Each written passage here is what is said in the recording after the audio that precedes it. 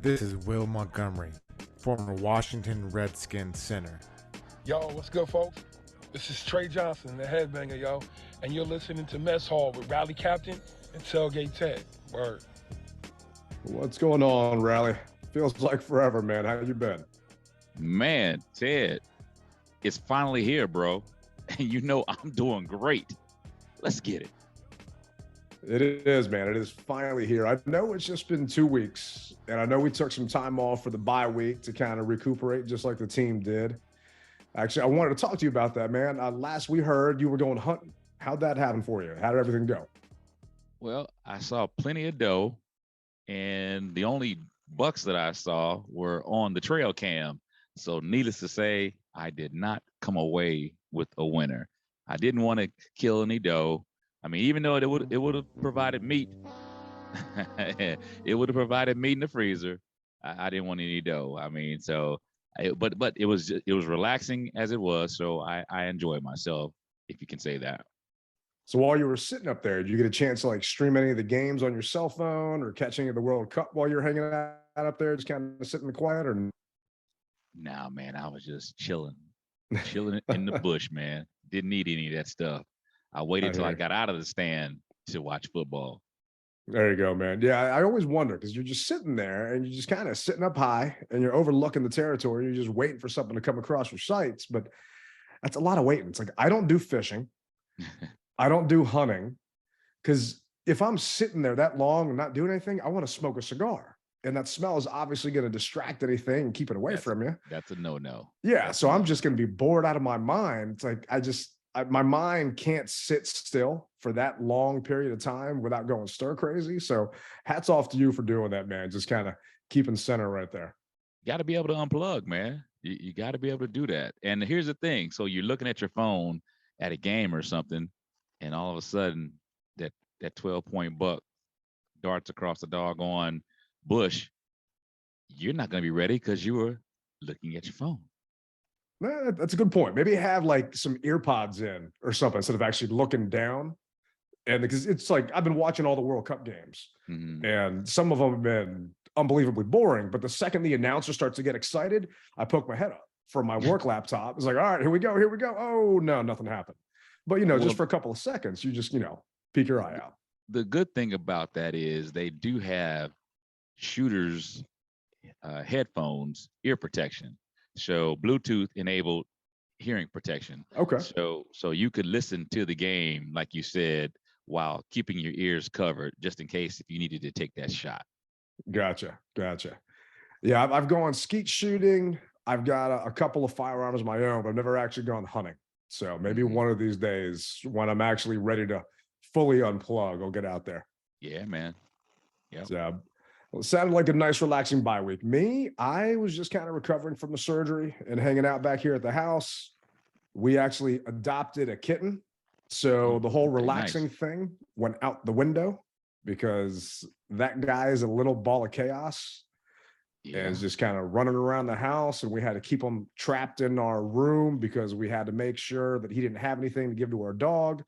Luckily, all signs came back. He was fine. And then we were able to interact with those two and kind of hang out. So it's thinking about getting rid of cable since I can just kind of watch those two go at it and have a good time and save me some money, maybe for some, hopefully, fingers crossed, Fred Smoot autograph signing memorabilia that our boys at Woodbridge Collectibles are doing coming up. That's right. That is coming up. Yeah, man. It's all going to be right now on January 7th. So that is assuming that the Cowboys game is on January 8th. Our boys are going to be at Guy Fieri's DC Kitchen and Bar downtown, Capital One Arena. We recorded from there, did a show from there. I was there last night for Jingle Ball, hanging out, having a good time. Kevin says, "What's up," by the way. Cool. What's up, brother? But Fred's going to be out there signing a bunch of stuff. He's going to have jerseys out there for $70. They've just got a bunch of different things you can get, some pictures, some memorabilia, just different things. So to me, kind of a fun thing to do with your friends and family after the holidays, or if you're looking for something for the holidays for your friends, family, that Washington fan, maybe not so much that Commanders fan, but that Washington fan that wants some older Redskins memorabilia. Check out our sponsors, Woodbridge Collectibles. They got a ton of stuff at their website. And if you use promo code DMV Mess Hall, you're going to get 15% off. So it's actually a pretty damn good deal, especially right now for the holidays. Well, man, with gas prices going down 15%, come on, you got to be able to get it while you can get it, because who knows when things are going to go back up to regular price, bro. Now, here's the thing. What are the times that they're going to be at the Guy Fieri's? 1 o'clock to 2 o'clock. And knowing them, they'll probably hang out after. And I know you're thinking about doing a rally there that night. So I was telling them to try and talk Fred into hanging out for that if the Cowboys game doesn't get moved to the 7th. And something else that I'll try to do to entice people, if you will, maybe I might try to get a film crew out there. Maybe Channel 4, Channel 7 or 9. We'll see. That'll be good, man. I'm going to be salty because I'm going to be getting ready for the game, but it sounds like it'll be a good time. There you go. You don't want to help a brother out? Come on, man. Stop by. I'm going to see what I can do. It just depends on how much I got to get ready for the game. Cowboys game, biggest game of the year. I know I'm already be making brisket. It's going to take me about 48 hours to do. So It just depends on how much stuff I can get done ahead of time. And luckily, I've had some time to relax and restock the tailgate van for this Giants game, considering we had the bye week going on. But jumping into football again, man, it's been so long. The NFL owners are actually meeting in Dallas. So this is one of the regularly scheduled owners meetings. And it's funny because some of the beat reporters actually overheard the owners talking, saying that they think 2/3 of the media down there are from Washington, D.C. because everyone's been waiting. While we were gone, the congressional report came out. You and I were texting about it. I'm sure a majority of our listeners know what happened or what came out of the report. From my mind, nothing new came out of that report other than the admission, if you will, that the team is the one that leaked the emails between Bruce Allen and John Gruden, which is, it's embarrassing to hear that happened, but no new damning news came out. There was no smoking gun. There's nothing to implicate a forcible sale of the team. And Brian McCarthy, who is the NFL representative, actually came out before the owners' meetings and said there will be no update on the Mary Jo White investigation during this session of owners' meetings. So those fans out there that were holding out hope that we would hear something, it's not going to happen right now. And Dan actually was not taking part in the meetings. It was just Tanya and Jason who were representing the Commanders, because a lot of fans were wondering, was Dan actually going to be in attendance? Because it seemed like his self-imposed suspension is kind of over because he's there, but he's not there. But regardless, it's business as usual in regards to the Commanders with Tanya and Jason. The thing is, as you said, there's no smoking gun. There's no new revelations. I mean, so basically, what are you going to talk about? What's, for once, overshadowing everything is this winning Commanders record. For once. Can you believe that?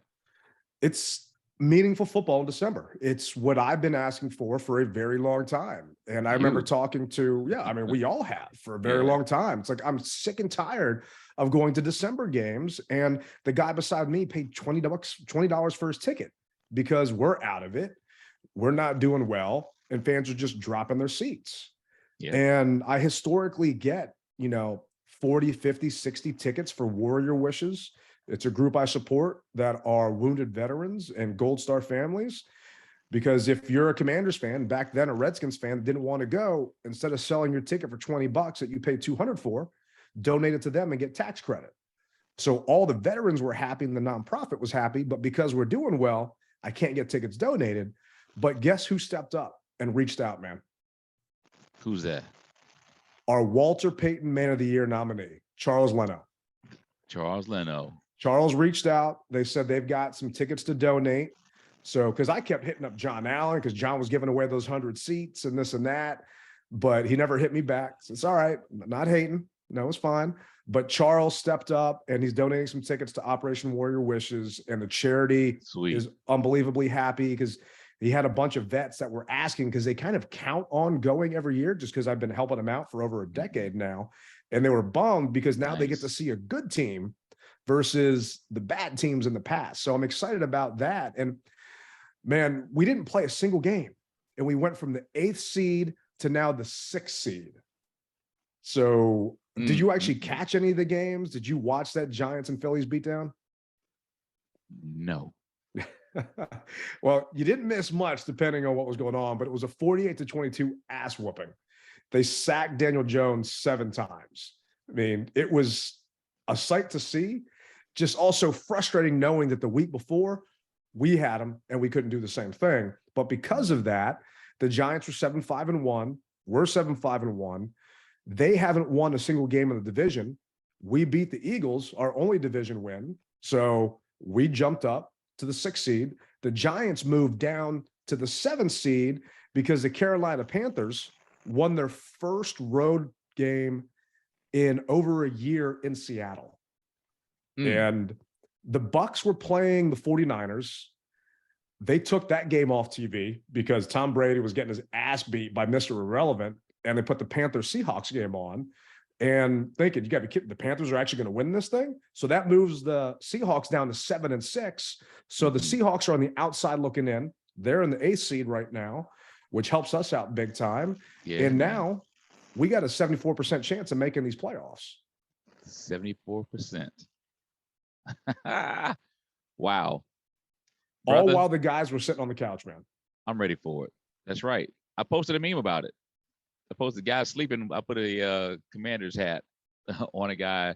I forgot the name of that show. The guy's sleeping and there's a hat. And we Was it the one with the office with the old guy that's sleeping? What the office. Okay. Yep. Yeah, I remember seeing that, man. Yeah, that was hilarious, dude. And it's just, you know, numbers aside, we control our own destiny. And that's what's most important right now. If we have a better record than the Giants to finish the season, we're in because we have the tiebreaker over the Giants at that point. So that's really all that matters. Now, granted, there are a couple of games that we want other teams to lose. It'd be nice.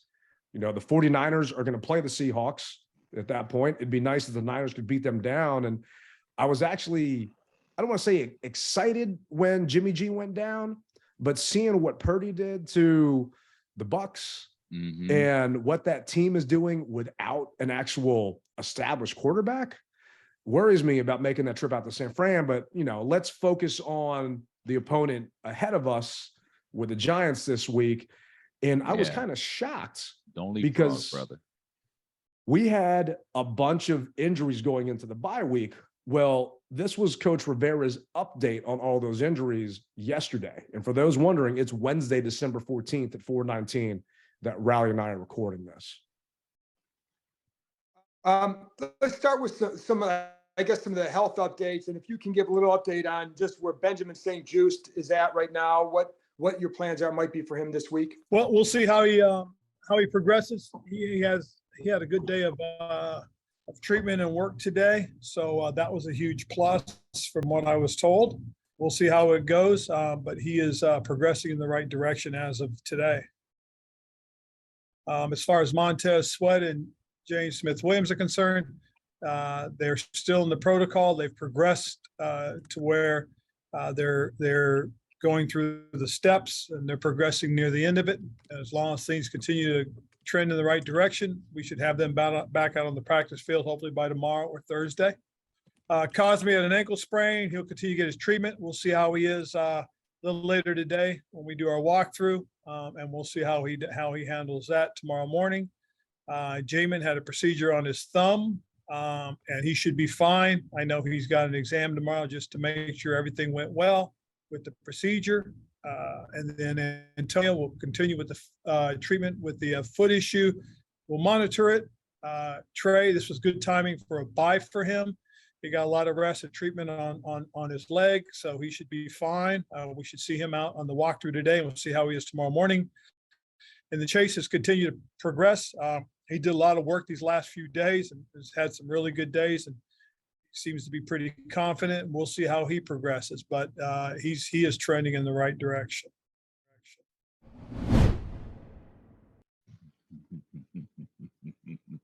Trending in the right direction. He's been trending in the right direction for weeks now.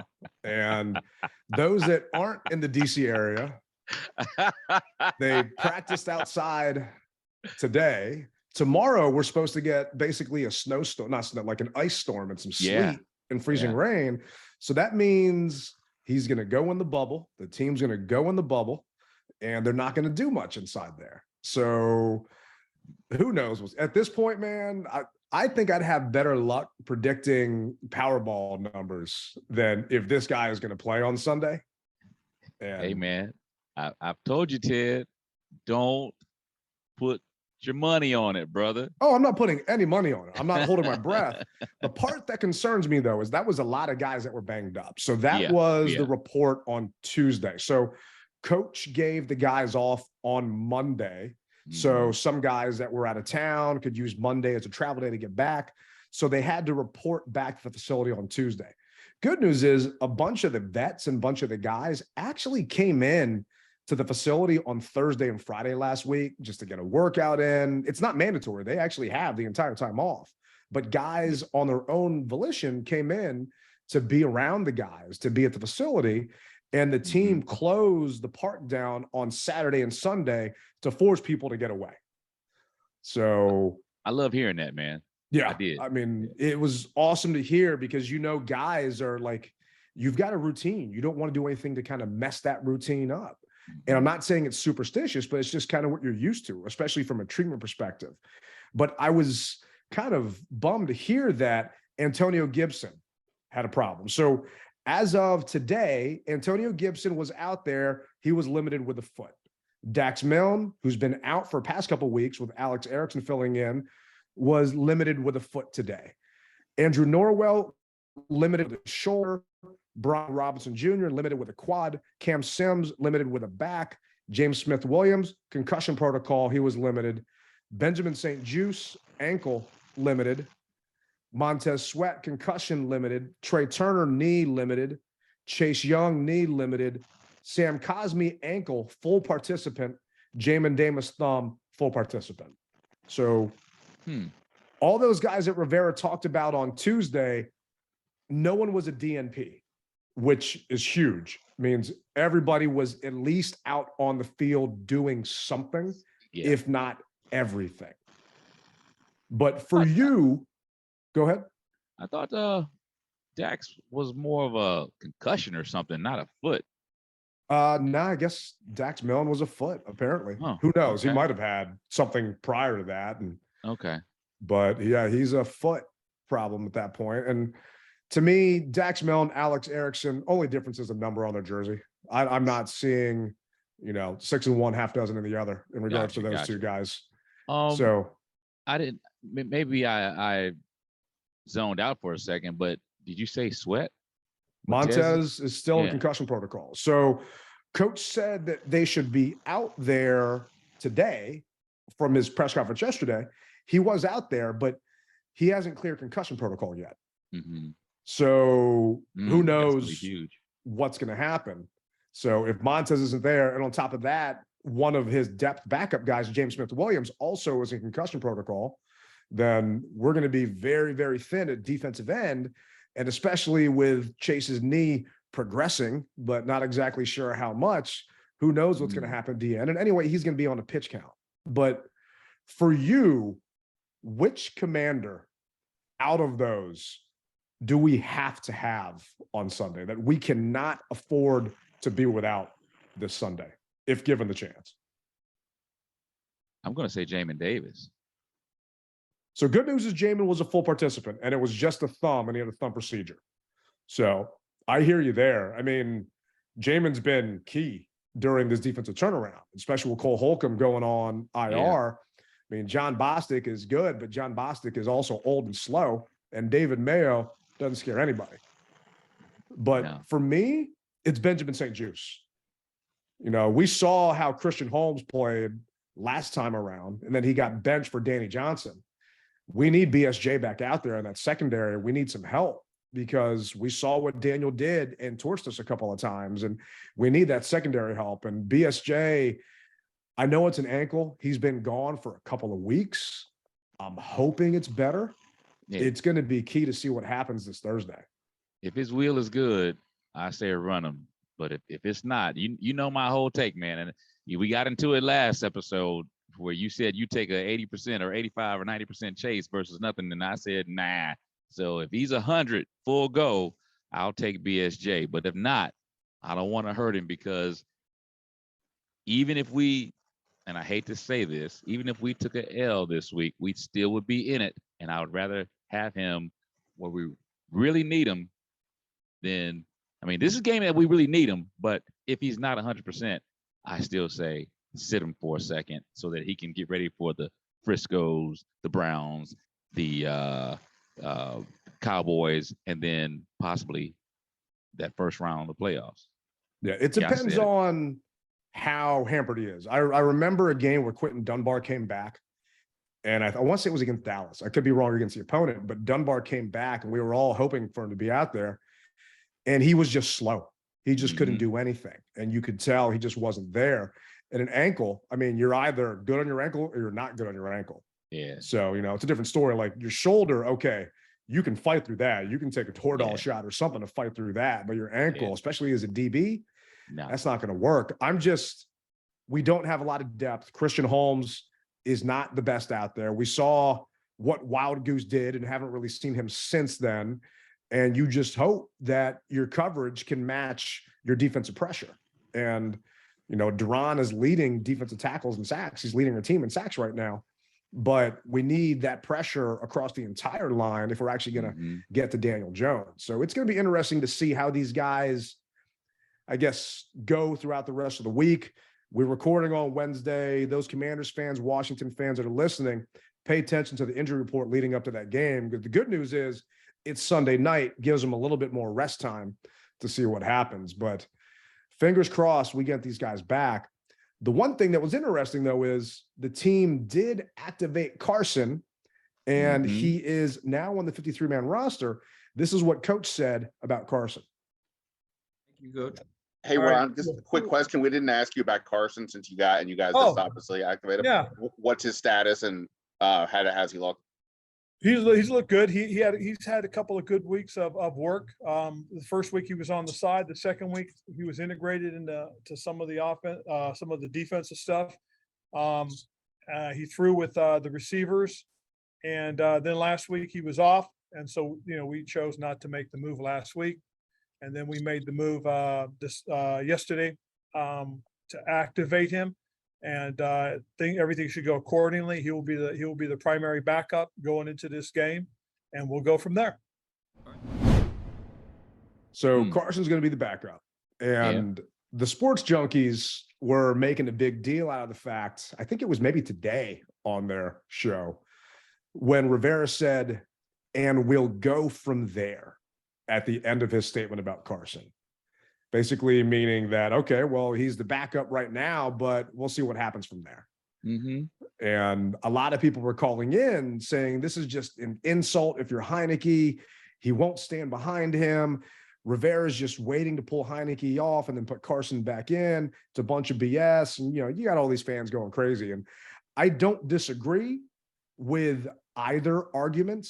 You can't sit Taylor because he really isn't losing. I mean, we lost that Vikings game, but that was it. But he's also not really winning the game for us. But you and I talked. Yeah. I mean, numbers wise and this and that, I mean, he's not putting them up. And he's got a lot of turnover worthy throws. And I think he's last in Pro Football Focus quarterback rankings and grades. You and I talked last show. Is he not running because they're asking him not to?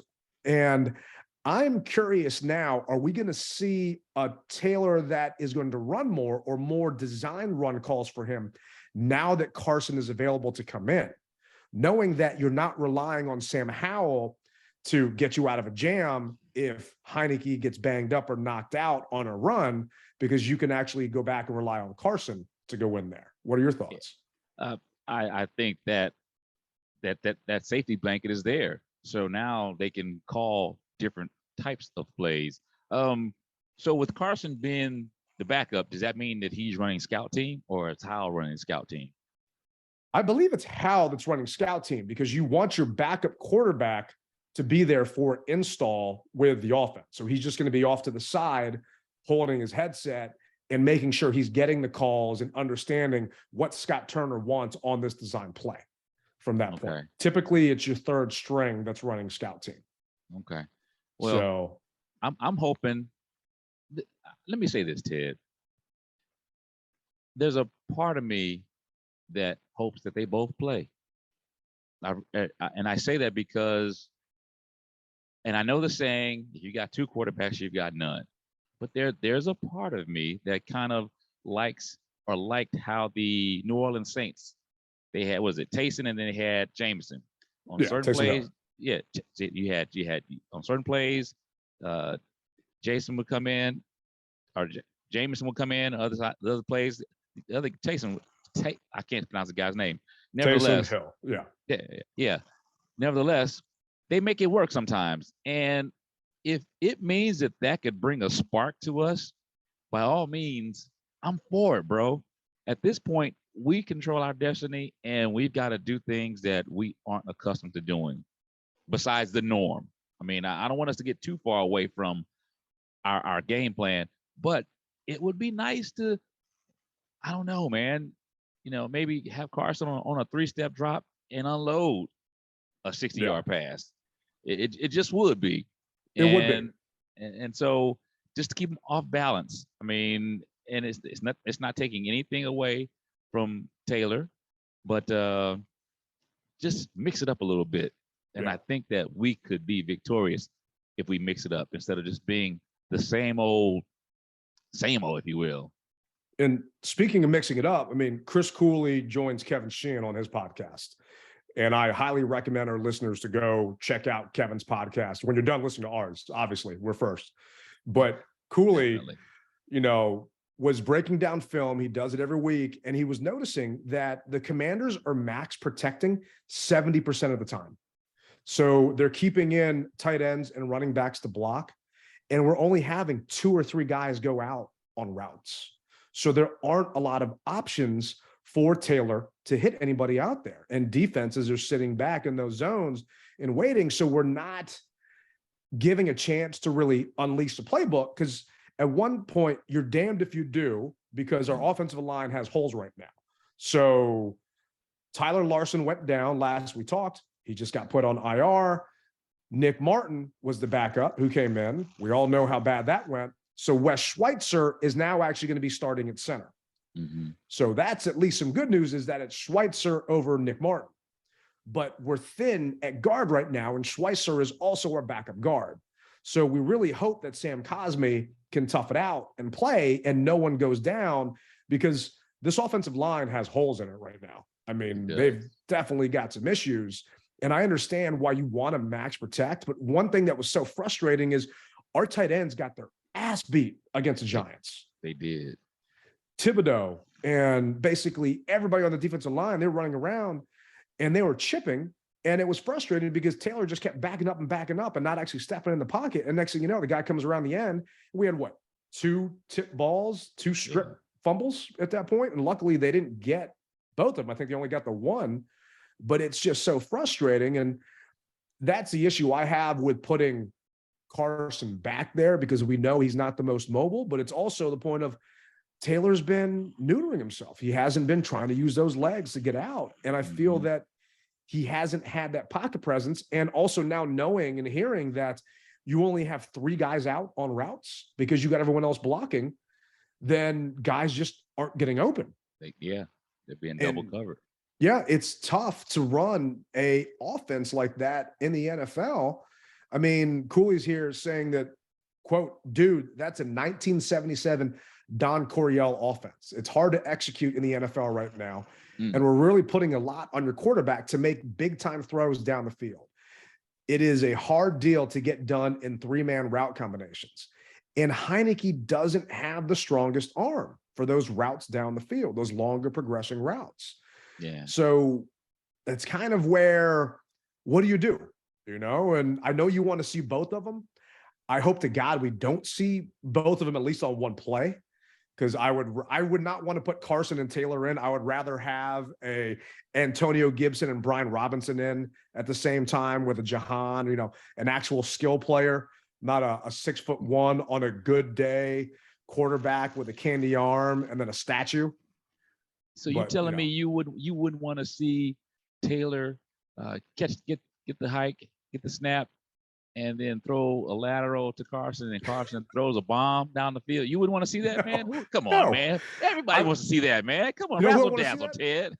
Do that to Logan Thomas, a former quarterback. All right. Okay. Do that. Give me a Taylor pitching it to Brian Robinson, and all of a sudden Brian Robinson lateraling it to Logan Thomas, and then Logan Thomas hitting Taylor down the sideline after that. You know, something like that maybe. But no, I don't want to see Taylor and Carson on the field at the same time unless it's warming up before halftime and they're all just stretching together.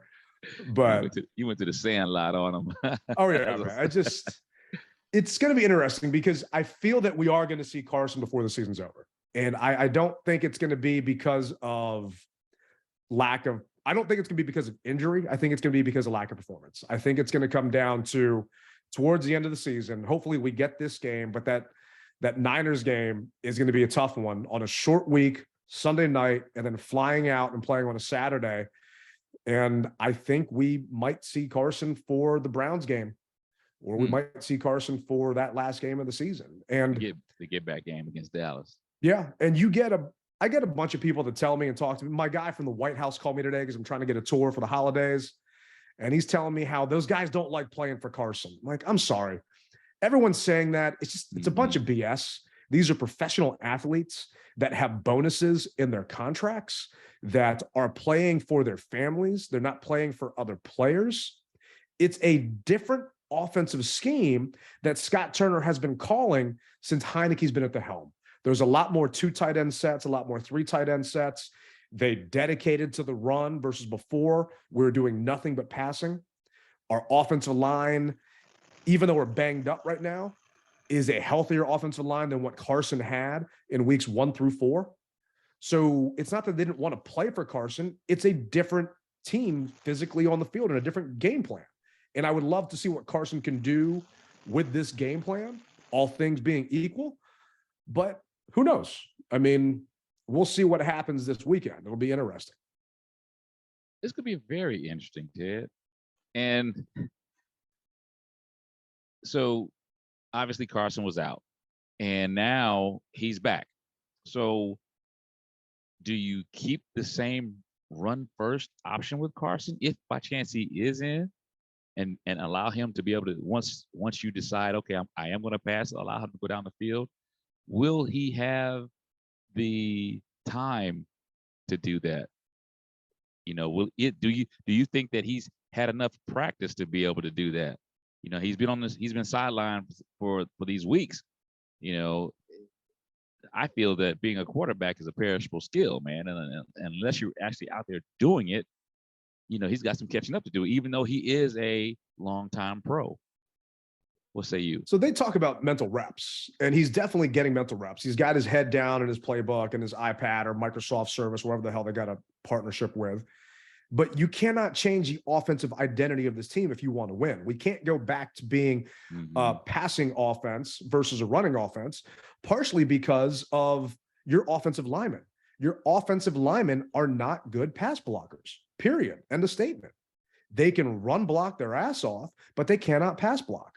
And because of that, you cannot go back to what you tried to do earlier on in the season. I mean, he got sacked 9 times versus the Eagles. You know, we got lucky that Taylor only got sacked 5 times against the Giants last time when he dropped back 41 times. Can't do that. No. Yeah. And I want to say, I mean, if Carson's dropping back 40 times, I'm more comfortable because to me, he can make those throws. If he is doing it, he has a better odds of making those throws and actually making those 41 dropbacks more bountiful, if you will, than Taylor does. But it's still a bad recipe for this Commanders team.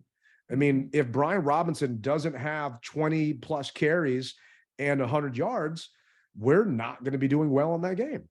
You know, just plain and simple. If Taylor is throwing the ball more than 30 times, odds are we're down in that game. And that's a recipe for disaster. It is. And we all know what happened last time when we played them. And the offense went up 10-0. You're out there talking trash, breaking your golden rule in New York. And next thing you know, really, Daniel Jones took the game over. And I feel that the offense is going to get what they're going to get, right? That's not the concern. And, we talked about the Giants matchup. I think this is the first time since 1966 that the Washington team has faced the same opponent twice. I think it was the Steelers back in 66. And apparently Rivera did this in 2014 with the Panthers when he was there. He played the same team in 2 weeks in a row or back-to-back with a bye.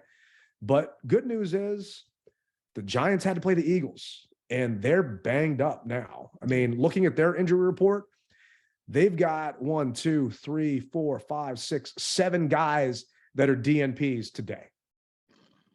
Right. They've got 4 guys that were limited and 1 guy that's full on there. One of those guys is one of their offensive linemen, another offensive lineman, DNP with a neck injury. So the Giants are coming into this game banged up. I mean, the Eagles did what we wanted them to, man. They tenderized them a little bit for us.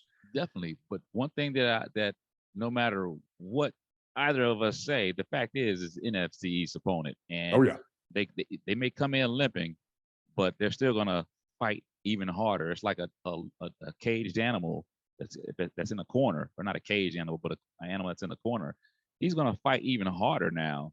And their season basically is on the line as well. And they do get paid just like us. It would make them so happy to come down to FedEx and spoil what we have been building, even on our off day. So it's not going to be easy. I'm ready for it. And I know a lot of people who are coming are ready for it. I'm hoping that this break truly help the team and not hamper the team, so that we can continue to control our destiny, man, because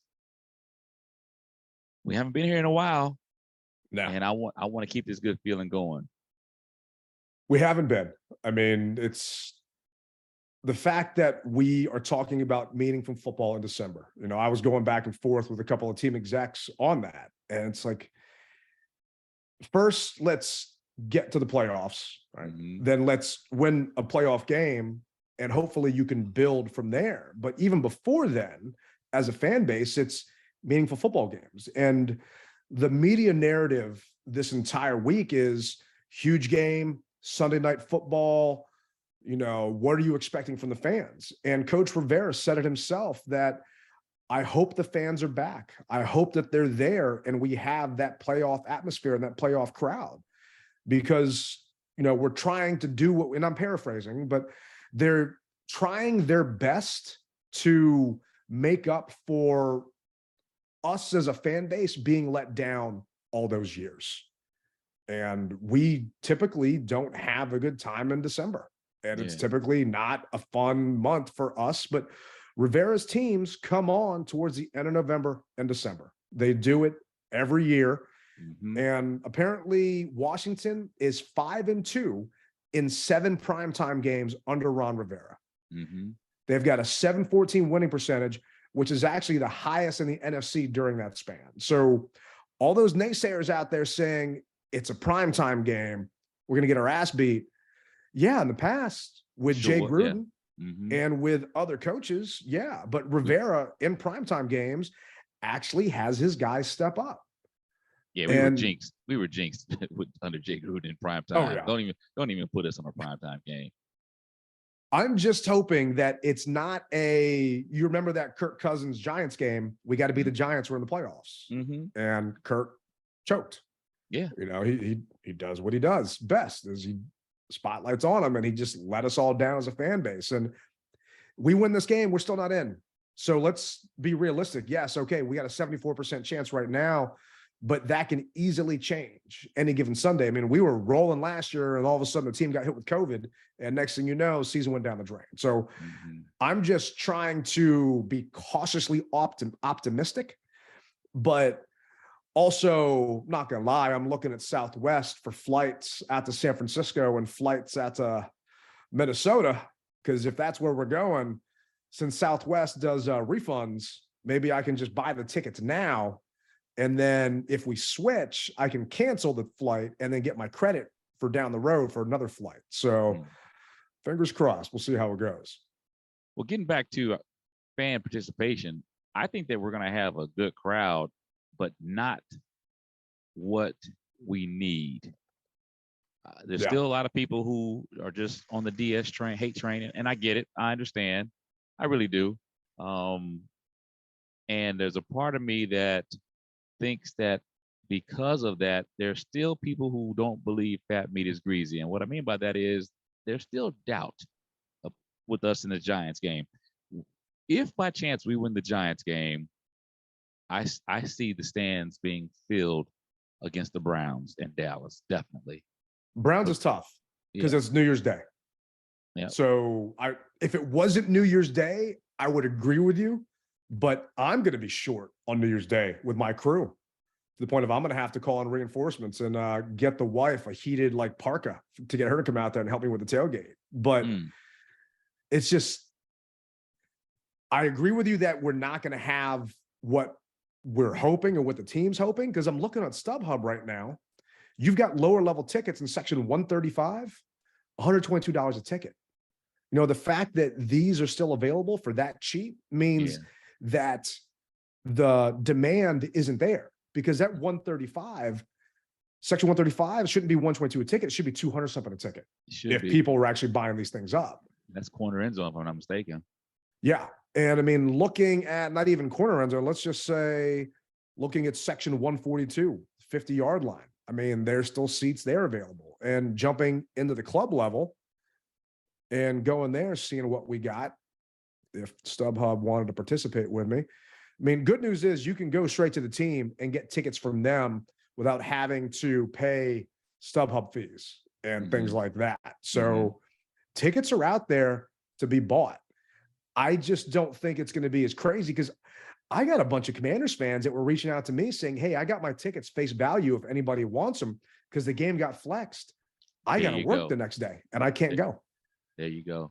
And that's the other thing I was going to say. I think that putting us on primetime helped us, obviously, but it hurt the fan base.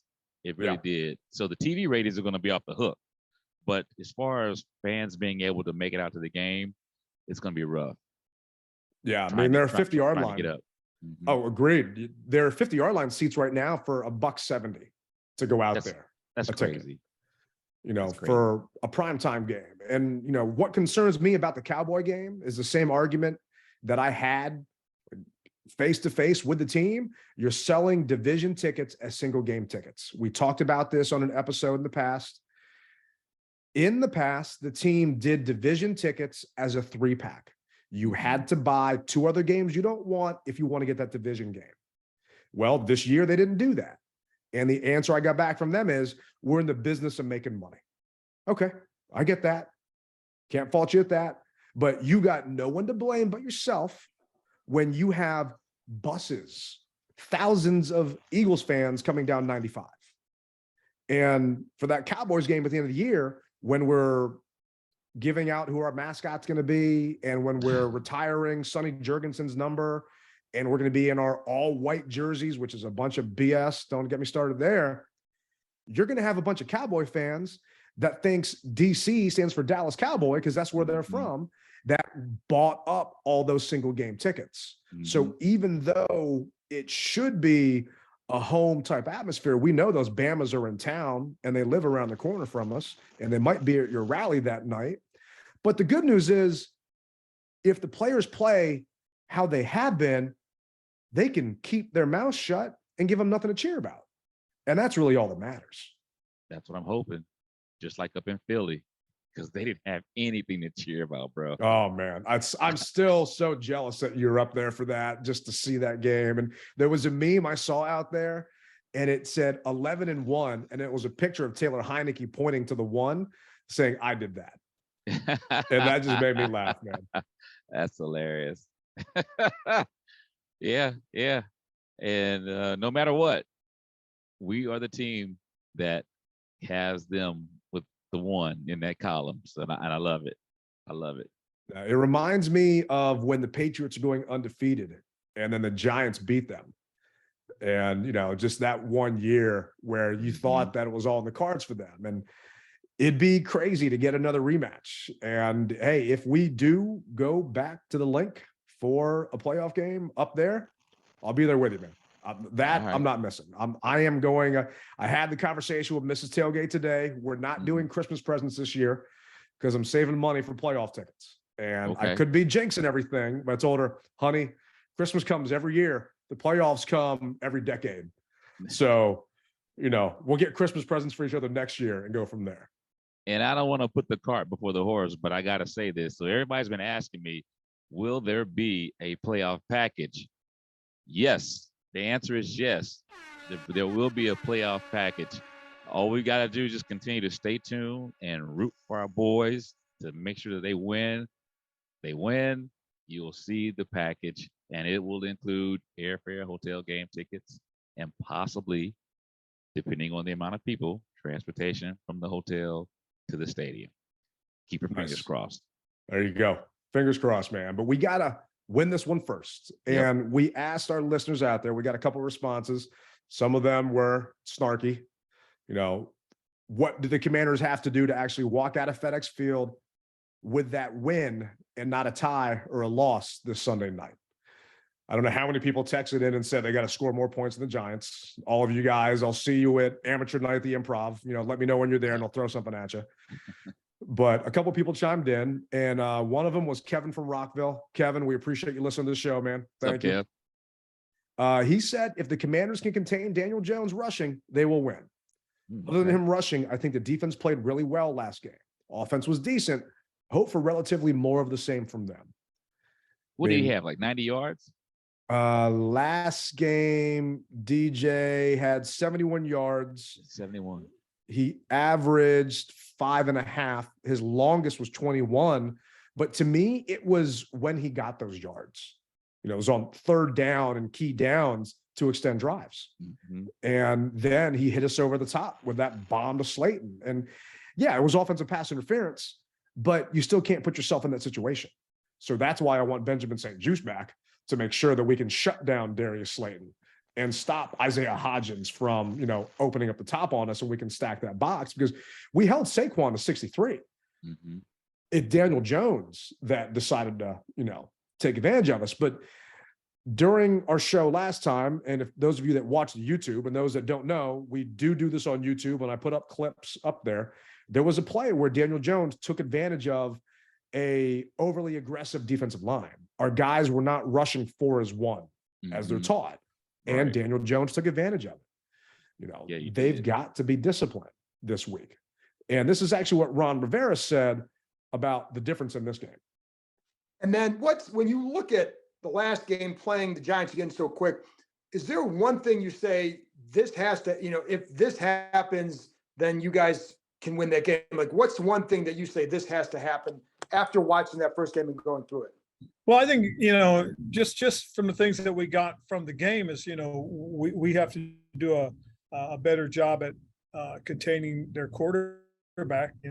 Daniel's done a nice job. He's an elusive runner. He's got a good arm, can make pretty much any of the throws. And, we've got to be able to counter him. We got to be good against the run. I think that helps us a lot. And then when they throw the ball, we got to make sure we're good in coverage.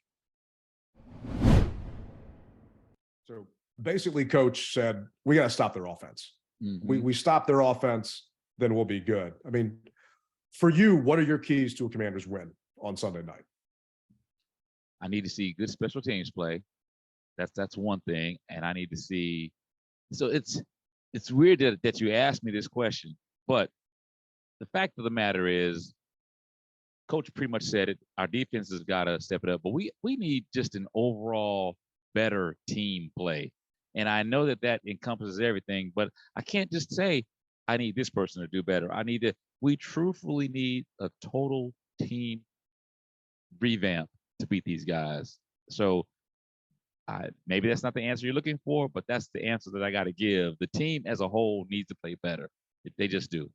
I agree with you, man. You can't just say we have to shut down Daniel Jones to win this game, because looking at the stats from the last game, time of possession, we had the ball for 41 minutes, right? If you have the ball for 41 minutes, you're talking, nearly 2/3 of the game. They had the ball for 28 at that point. It's just, you think you're going to win that game. That should be a dub. Yeah. mean, it's just different things. We had 7 penalties for 55 yards, 2 penalties on the tight ends that killed us in crucial times. There was that special teams penalty where we blocked the guy out of bounds. Just dumb mistakes. We have to play mistake-free football if we want to win this game. It's an NFC East game. People are sticking a fork in the Giants. I'm sorry, they're not done yet. No. The Giants are not done by any means. Daniel Jones is playing for a contract. People are forgetting that. The Giants did not exercise Daniel Jones' 5th-year option. So he's going to be a free agent. He's playing for a job somewhere else next year, or maybe with New York. So yeah, he's the Eli Manning of the common now time of Eli Manning. That's what it sounds like. And to me, it's just, we won time of possession. That's great. But we were 3 for 14 on 3rd down. And I keep harping it during our shows. Our 3rd down conversion rate has been atrocious. When we won that game against the Eagles, we kicked ass on 3rd down. We had time of possession and we drove the ball down the field. I mean, we were 1 for 2 in the red zone at that point. They were 2 for 3. We decided to kick a field goal, I think, when we were within the 5-yard line in the red zone against the Giants. Like, we can't settle for 3 points. We got to go for 6. Yeah. And if you have to put the onus on your defense with them pinned back in territory, then fine, do that. But I need Riverboat to live up to his name this week. So he needs to gamble a little bit more, huh? Yeah, he does, man. I think he needs to do that because you have to stay ahead of the Giants in this playoff push. You have no control over the Seahawks. We don't play the Seahawks. And that's who's fighting for that other seed, on top of the fact that the Lions are coming over top of everybody right now. They really are, man. Yeah. It's ridiculous what they're doing. And hey, hats off to them. Good for them. Don't give a damn. But we got to stay ahead of New York. And to me, you got to limit your penalties. You have to play disciplined defense, because what they've been doing to stop the zone read of Daniel Jones is not working. And they slowed down Jalen Hurts.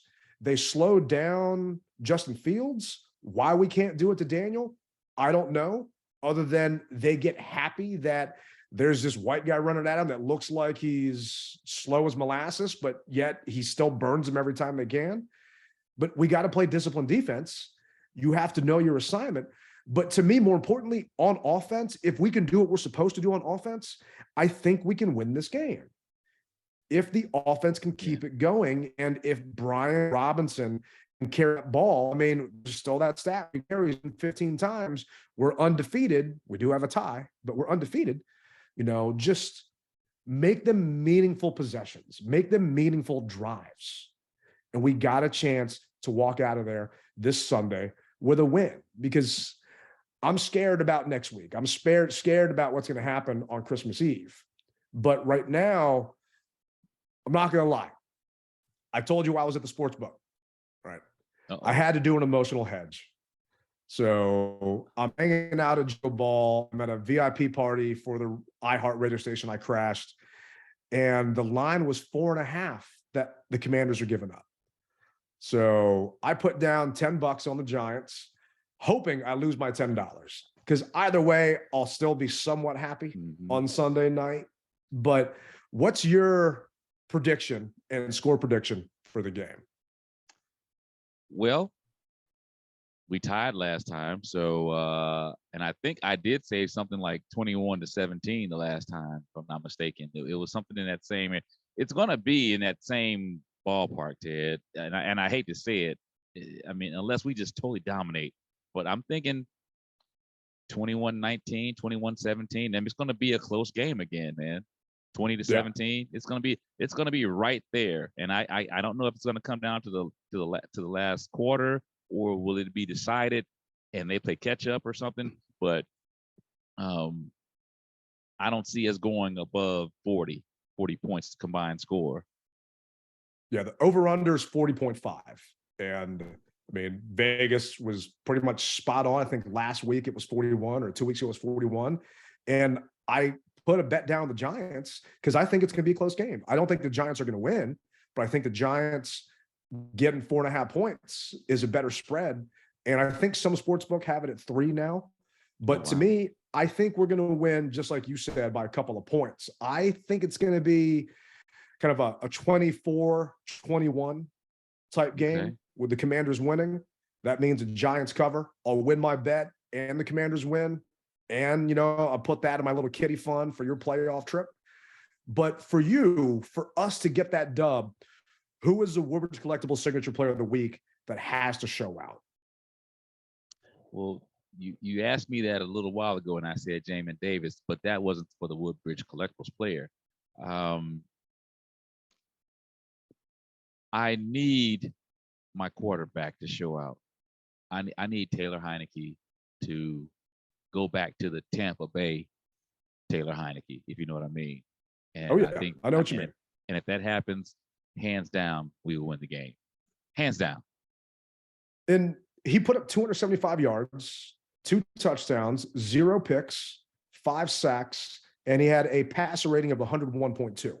So if you just look at that, you'd say he did a good job last time around. But watching the actual game, you know that there was a lot left on that field.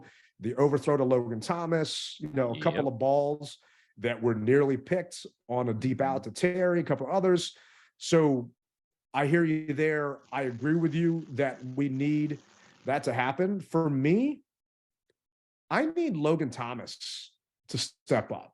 I need him to be that safety blanket for Taylor. I need him to block better because he got beat multiple times. We're match protecting. Cooley called it out 70% of the time. Logan got beat a bunch and was on highlight reels for those Giants defensive linemen last time. We need Logan to hold those blocks a little bit more. And to me, if we can hold those blocks a little more, and Brian Mitchell was talking about it, and a couple of the other guys were talking about it, leak out. There's nothing wrong with max protecting, but max protect to the point of, you know, you're good, and then leak out and give Taylor that outlet.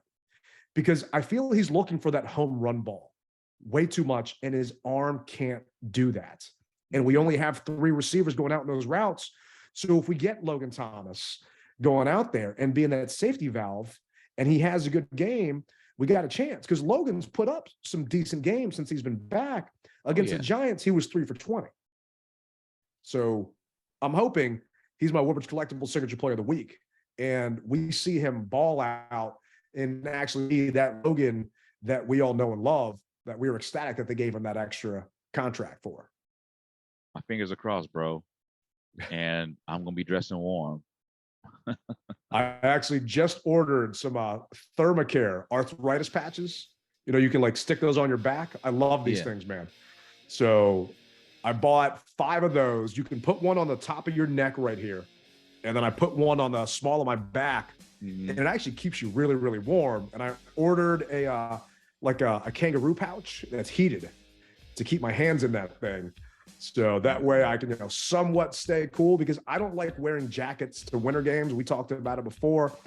I want you to see my jersey. I want you on TV to know that there's burgundy and gold in the stands, because I'm sick and tired of them saying it's opposing teams' fans in the stands. No, you're going to see me rocking burgundy and gold. I don't got a big chain around my neck, but you'll see me huddled in there yelling and screaming, man.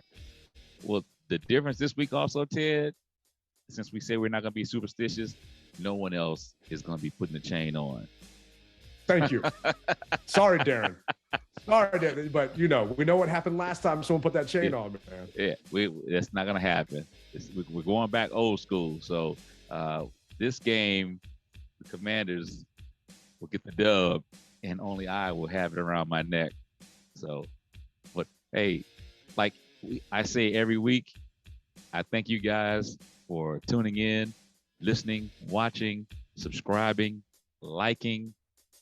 We need all of that help from you guys. And on behalf of the DMV Mess Hall, you guys rep it hard. Or don't rep it at all. Tailgate Ted, Rally Captain. We'll be out.